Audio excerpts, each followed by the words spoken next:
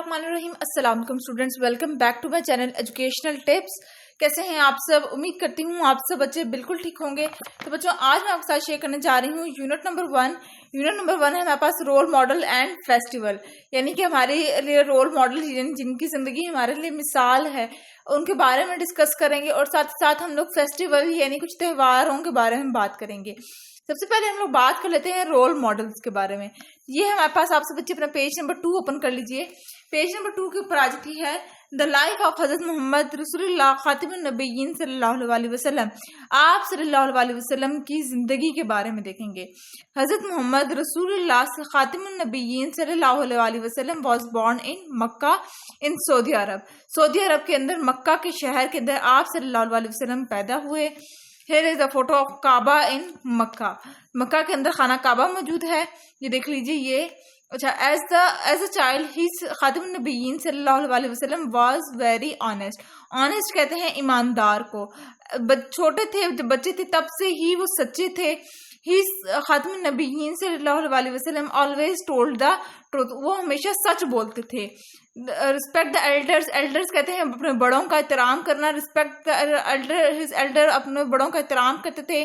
And was very helpful to them, और हर किसी के लिए मददगार ही साबित होते थे। ही खातिमुन नबिय्यीन सल्लल्लाहु अलैहि वसल्लम वाज फ्रेंडली, मतलब वो उनकी नेचर जो थी वो बहुत अच्छे से सबसे बात करते थे। टू अदर चिल्ड्रन, बच्चों के साथ भी वो अच्छे से बात करते थे। एज अ मैन ही खातिमुन नबिय्यीन सल्लल्लाहु अलैहि वसल्लम वाज स्टिल ट्रूथफुल। एक इंसान की खातिर भी अगर हम लोग देखें तो वो हमेशा वो सच बोलते थे। काइंड यानी मेहरबान थे, और हेल्पफुल, लोगों की हेल्प करते थे।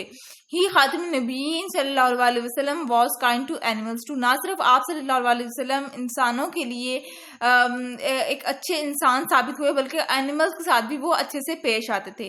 ही खातिमुन नबिय्यीन सल्लल्लाहु अलैहि वसल्लम taught and delivered by the rules of the Quran and Holi book of all Muslims. आप सल्लल्लाहु अलैहि वसल्लम ने जितनी भी बातें कही वो कुरान को देखते हुए, कुरान ने जो हमें कहा उसी को आप सल्लल्लाहु अलैहि वसल्लम ने हमें बयान फरमाया। His whole life is a true manifestation of our Quran. Manifestation कहते हैं एक अमली नमूना, कि आप सल्लल्लाहु अलैहि वसल्लम की जिंदगी कम्प्लीटली अमली नमूना है कि कुरान का, ठीक है। कि आप सल्लल्लाहु अलैहि वसल्लम की जिंदगी में सब कुछ वो किया जो अल्लाह ताला ने फरमाया था उन्हें। अच्छा, उसके बाद फिर आ जाते हैं हम लोग, अब आ जाते हैं complete the sentences with the word from the text. आपने इन सेंटेंसेस को कंप्लीट करना है। हज़रत मोहम्मद सल्लल्लाहु अलैहि वसल्लम वाज बोर्न इन, कहाँ बॉर्न हुए थे? मक्का में। ही खातिमुन नबिय्यीन सल्लल्लाहु अलैहि वसल्लम told the truth and respect his Elder. हमेशा सच बोलते थे और अपने बड़ों का एहतराम करते थे। ही खातिमुन नबिय्यीन सल्लल्लाहु अलैहि वसल्लम was kind to other people and to animals. Our holy book is called the Quran.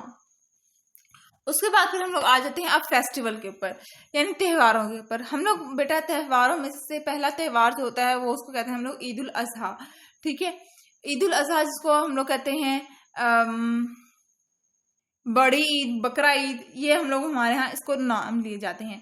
अब ये एक ईमेल लिखी हुई है, और इस ईमेल के अंदर हमारे पास देखते हैं, ये रीडिंग है और इसको पढ़ते हैं।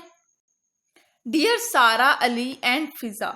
3 कैरेक्टर्स हैं, एक सारा है, एक अली है और एक फिजा है। ईद मुबारक। Today is Eid ul Adha in Pakistan. आज पाकिस्तान में ईद उल अजहा है। We celebrated it by sacrificing a goat. Sacrificing कहते हैं कुर्बानी देना। हम लोगों ने इस दिन को सेलिब्रेट किया किस तरह से? बकरी की कुर्बानी देकर। इट इज़ अ सुन्ना, ये एक सुन्नत है ऑफ हज़रत इब्राहिम अलैहिस्सलाम। हज़रत इब्राहिम अलैहिस्सलाम की ये सुन्नत थी। इन द मॉर्निंग वी वोर न्यू क्लॉथ। सुबह सुबह उठकर हम लोग नए कपड़े पहनते हैं।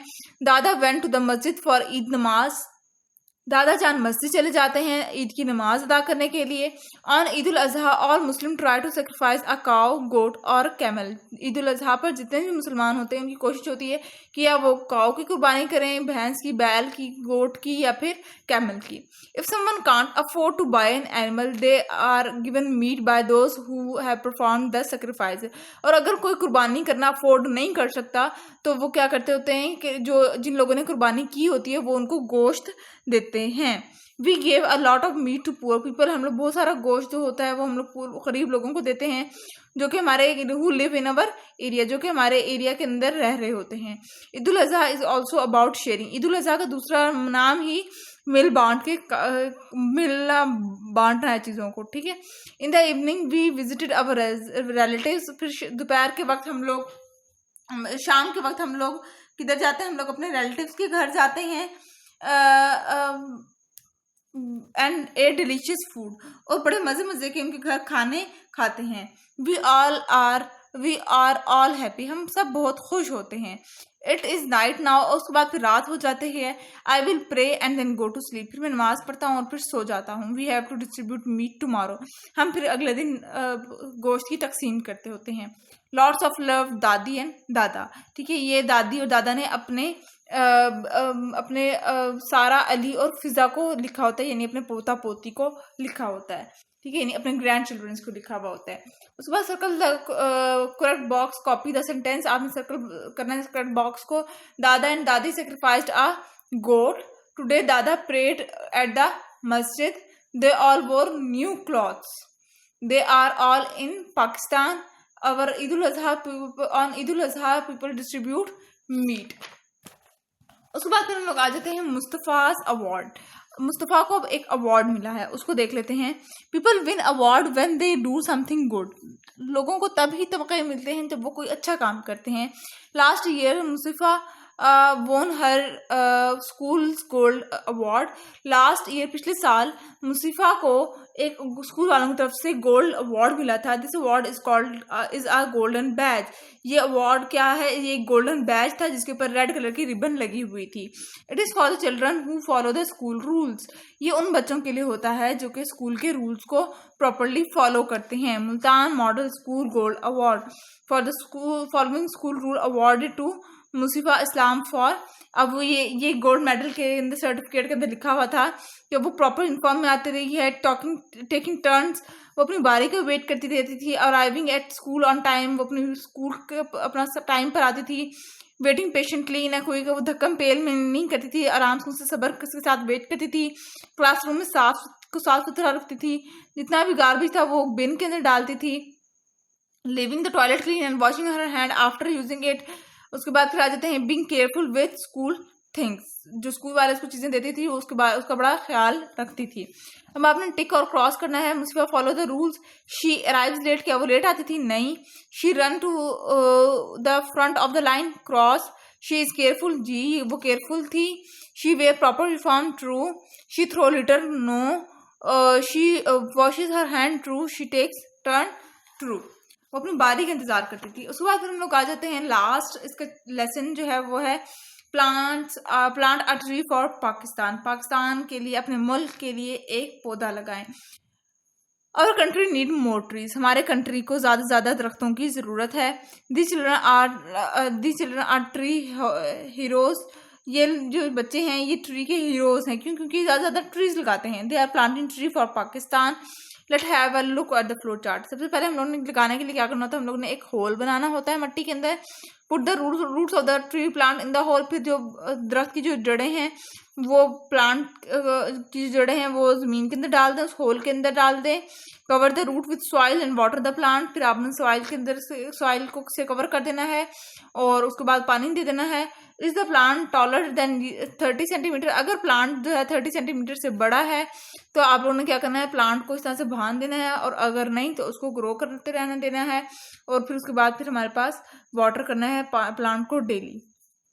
अब आ जाते हैं number and copy the sentences in the right order. आप लोगों ने इसको राइट ऑर्डर के अंदर लिखना है। सबसे पहले क्या करना है, पहले डिग द होल करना है, फिर रूट को इंसर्ट करना है, फिर हमारे पास सॉइल को कवर कर देना है, रूट्स को कवर कर देना है सॉइल से। उसके बाद फिर 30 सेंटीमीटर अगर बड़ा है तो उसको टाई कर देना है, स्टिक कर देना है, और फिर हमारे पास वाटर करना है प्लांट को डेली। तो ये था मेरा आज का लेक्चर। होप आपको समझ आ गया होगा। अगर आज का लेक्चर आप सबको समझ आ गया है तो मेरे चैनल को सब्सक्राइब कर दीजिएगा, वीडियोस को लाइक कर दीजिएगा, और साथ साथ बेल आइकन को प्रेस करना मत भूलिएगा, इससे मेरी आने वाली हर लेटेस्ट अपडेट सबसे पहले आप तक पहुंचेगी। मिलती हूँ जी किसी और वीडियो में। दुआ में याद रखिएगा, अपना ख्याल रखिएगा, जाते जाते चैनल को सब्सक्राइब कर दीजिएगा। कमेंट बॉक्स में बताना मत भूलिएगा कि आज का लेक्चर आप सबको कैसा लगा। अल्लाह हाफिज।